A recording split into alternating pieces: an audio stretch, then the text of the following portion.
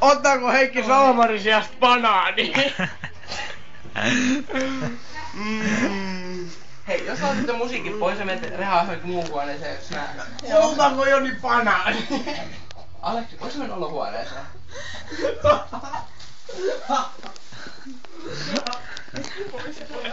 Ottaanko Joni banaani? Hei!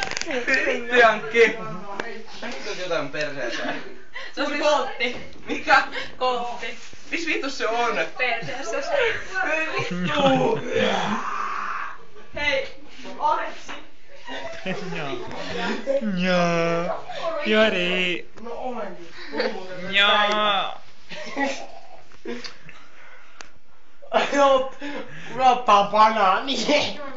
Jenna ottaa banaani.